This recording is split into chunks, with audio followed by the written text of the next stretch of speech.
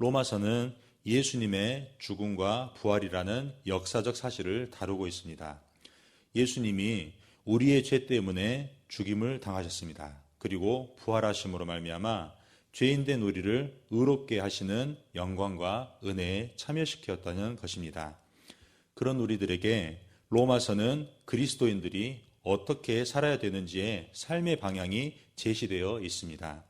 역사적으로 볼 때 종교개혁자 루터를 비롯한 많은 신앙인들이 로마서를 통해 복음을 알게 되었고 그 복음의 진수를 발견하였다는 것입니다. 자신의 열심과 의로 구원에 다다를 수 있을 것이라는 그 당시의 생각에서 돌이켜 오직 하나님 한 분 예수 그리스도로만 구원을 얻는다는 것에 대해서 비로소 알게 되었다는 것입니다. 오늘 본문은 인간을 죄로부터 구원한 하나님의 열심에 대해서 이야기하고 있습니다. 인류는 아담 한 사람으로 죄에 빠졌습니다. 그리고 인류의 조상이자 대표자인 아담이 지은 죄로 모든 사람이 태어나면 반드시 죽는 죽음의 통치 아래 놓이게 되었습니다. 하지만 우리의 죽음 문제에 하나님이 직접 개입하셨습니다. 하나님의 방법은 예수 그리스도 한 분의 은혜로 우리가 구원에 이르게 하는 것이었습니다. 사망이 왕노릇하여 지혜의 지배 아래 있는 인생이 한 분 예수 그리스도를 통해 생명 안에서 왕노릇을 하게 된다는 것입니다. 17절 말씀입니다. 한 사람의 범죄로 말미암아 사망이 그 한 사람을 통하여 왕노릇하였은즉 더욱 은혜와 의의 선물을 넘치게 받은 자들은 한 분 예수 그리스도를 통하여 생명 안에서 왕노릇하리로다. 아담의 범죄로 우리에게 거부할 수 없는 죽음이 찾아왔다면 이제는 예수님의 부활로 믿는 자의 부활 역시 우리에게 찾아왔다는 것입니다. 사망 앞에서 탄식할 수밖에 없는 우리에게 이제 예수님께서 부활의 영광에 참여하는 우리가 생명 안에서 왕 노릇을 하는 그 평안을 우리에게 주셨다는 것입니다. 하지만 그 사실을 모른 채 살아가는 사람들이 여전히 많습니다. 삶에서 오는 압박과 많은 죄의 문제들은 우리를 안심시키지 못하게 합니다. 그리스도인으로서 부족하다고 여길 때가 너무나 많습니다. 그래서 열심과 최선을 다해 살아도 내가 구원받은 자, 장차 부활에 참여할 자라는 것이 느껴지지 않을 때가 너무나도 많다는 것입니다. 요한복음 20장에서 보면 제자들 또한 마찬가지였습니다. 예수님을 따르던 그 제자들은 예수님께서 십자가에서 죽자 뿔뿔이 흩어지고 그렇게 몸을 숨겼습니다. 다시 과거의 삶으로 돌아갔습니다. 십자가의 사건이 자신들의 죄를 사하고 부활에 참여시키는 하나님의 일하심임을 알지 못했습니다. 그런 제자들에게 예수님께서는 부활의 몸으로 찾아오셨습니다. 그리고 부활의 보증으로 성령님을 주셨다는 것입니다.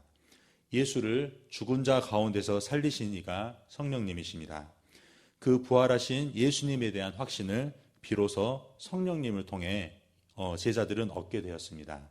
예수님과 부활을 믿지 않은 자들에게 제자들은 이제 성령에 의지하여서 그 예수님의 부활을 전하게 되고 그 복음을 전하게 됐다는 것입니다. 그러므로 성령은 하나님의 능력입니다. 하나님의 일하심이 우리에게 비로소 알려지게 된 것입니다.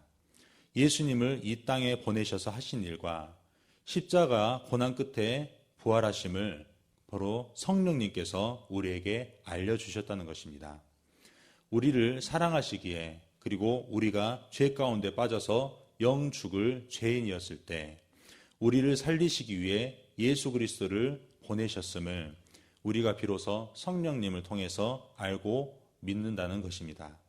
그리하여서 성령이 임한 사람들은 예수를 주님이라고 하나님을 아버지라고 부를 수밖에 없다는 것입니다. 로마서 8장 11절 말씀입니다. 예수를 죽은 자 가운데서 살리신 이의 영이 너희 안에 거하시면 그리스도 예수를 죽은 자 가운데서 살리신 이가 너희 안에 거하시는 그의 영으로 말미암아 너희 죽을 몸도 살리시리라. 아멘. 성령이 임하시면 하나님을 아버지라고 부르는 것은 우리의 열심과 노력 때문이 아닙니다. 아버지가 행하신 일이 바로 성령 하나님을 통해 우리에게 알려지고 여전히 그것들이 하나님의 일하심이 지금 이 시간에도 계속 유효하다는 것을 우리가 알 수 있다는 것입니다. 바로 성령님은 우리를 하나님의 자녀 되게 하는 영이라는 것입니다. 우리가 하나님을 아버지라고 부를 수 있는 하나님의 헌신과 열심과 노력과 그리고 과거, 현재와 미래를 관통하는 그 신실함이 성령 하나님 한 분으로 계속해서 우리에게 믿어지게 된다는 것입니다. 그렇게 하나님 아버지를 알게 되고 예수를 나의 구주로 영접하게 된다는 것입니다. 우리가 이 사실을 알고 계속해서 살아가는 은혜가 있기를 원합니다. 저 또한 계속해서 신앙생활을 해오면서 참으로 하나님 아버지를 믿기 위한 그런 열심이 있었습니다. 제가 지금 이렇게 사역을 하면서 맡게 된 가장 중요한 역할 중에 하나가 이제 청소년부입니다. 청소년부에서의 저희 신앙생활을 생각해 보면은 참으로 쉽지만은 않았습니다. 하나님 아버지를 계속해서 나의 구주로 고백하면서 그렇게 신앙생활을 했지만은 사실 그 예배의 자리에 그 신앙생활의 자리에 앉아 있고 함께 하기가 참으로 어려웠습니다. 머리로는 아나 마음속으로 그 은혜들을 내가 실제로 고백하고 삶으로 체험하고 변화되는 시간까지는 정말 오랜 시간이 걸렸습니다. 그때 마치 저의 마음은 그 요한복음 20장에서 그렇게 현실의 고난과 어려움을 피하기 위해 그 방 안으로 모여들었던 제자의 마음처럼 저 역시 그렇게 교회에서 그렇게 나에게 위로와 또 헌신과 또 격려와 기도를 해주는 많은 성도님들과 또 그런 목사님의 그 사랑으로 그렇게 교회를 계속해서 다녔다는 것입니다. 그런 저에게 하나님께서 성령의 그 음성을 들려주는 그 역사하심을 느꼈던 때가 바로 지금 제가 이렇게 섬기고 있는 은혜의 보험교회에서였다는 것입니다. 새벽에 하나님께서 주시는 그 메시지가 저에게는 참으로 마음에 큰 은혜로 다가왔습니다. 계속해서 들었던 말씀이고 계속해서 읽어왔던 성경인데 그렇게 하나님의 그 은혜의 때가 저에게도 찾아왔다는 것입니다. 지금도 계속해서 하나님의 일하심을 경험하고 있습니다. 이 정도면 됐다고 생각했던 나의 신앙생활이 그 지경이 점점 그렇게 넓어지고 점점 더 깊어지는 것들을 알게 됐습니다. 낮아질 대로 낮아졌던 그 심령이 그렇게 괴로웠던 때가 많았었지만은 하나님께서 저를 그 낮은 심령 가운데로 보내셨음을 알게 하고 또 그로 인해서 내가 복음을 전해야 될 사람들도 만나게 하셨다는 것입니다. 우리가 죽음 가운데 있는 현실입니다. 그리고 그 죽음 때문에 우리가 늘 곤두서고 긴장하면서 하루라도 더 유익하게 살기 위해서 동분선수해야 되는 그런 현실이라는 것입니다. 하지만 예전에 저였다면은 그런 현실 가운데서 참으로 발버둥치고 또 그렇게 어려운 처지에 있던 많은 상황과 형편 가운데 있는 사람들에게 눈길 한번 주지 않았던 예수를 믿었으나 그렇게 나만 위해서 살아갔던 그런 현실이었다는 것입니다. 하지만 그 은혜로 하나님의 은혜로 말미암아 내가 지금 이 현실을 하나님이 임재하신 천국으로 살고 있다는 것을 알게 되고 또 나의 형편과 상황과 어떠함에도 그런 현실의 문제 때문에 아둥바둥하는 그런 삶이 아니라 여전히 그렇게 살아가고 있을지라도 내가 좀 더 하나님을 바라보면서 그렇게 살아가고 있다는 것입니다. 그래서 우리가 그렇게 성령님으로 말미암아 하나님을 다시 한번 아버지라고 알게 되고 하나님을 두려운 아버지가 아니라 나의 삶을 전적으로 품어주시고 나의 필요를 계속해서 공급하시는 아빠 아버지라고 부르는 삶을 살 수 있다고 하는 것입니다. 그리하여서 우리는 하나님을 아빠라고 부르는 사람 그리고 그 사람들이 이렇게 외침을 우리가 선포할 수 있다는 것입니다. 로마서 8장 15절 말씀 메시지 성경으로 읽겠습니다. 하나님께 받은 이 부활 생명의 삶은 결코 소심하거나 무거운 삶이 아닙니다. 이는 기대 넘치는 모험의 삶, 어린아이처럼 늘 하나님께 다음은 또 뭐죠? 아빠라고 묻는 삶입니다. 하나님의 영이 우리의 영을 만지셔서 우리가 정말 누구인지를 확증해 주십니다. 아멘. 부활이 운명이 된 우리는 이제 기대 넘치는 모험의 삶을 아버지와 함께 살아가는 것입니다. 그 아버지를 우리가 아빠, 다음은 또 뭐죠라고 이렇게 물어보면서 살아갈 수 있다는 것입니다. 많은 상황 가운데, 환경 가운데, 어려운 가운데 우리가 처해 있습니다.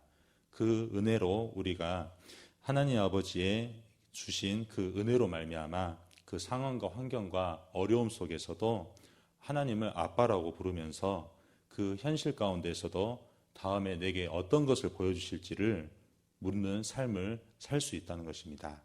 그리하여서 죽음 가운데 있던 우리 삶, 우리의 스스로의 힘으로 이 죽음 가운데서 벗어나 보려고 했던, 그리하여서 그 한계에 부딪혀서 체념하고 낭망하는 삶 속에서도 우리는 다시 한번 하나님을 아빠라고 부르면서 나를 구원하시고 나를 위해서 예수님을 이 땅에 보내시고 그 부활하신 예수님께서 우리 안에 여전히 살아계심을 확인할 수 있는 그 부활의 현실을 지금 이 시간에도 살아갈 수 있다는 것입니다.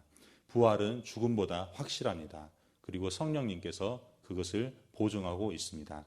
그러므로 우리의 그 부활의 삶을 이 땅에서도 오늘 하루에서도 이렇게 마음껏 누리시는 복음을 경험하시기를 주님의 이름으로 축원합니다. 아멘. 우리 함께 기도하시겠습니다.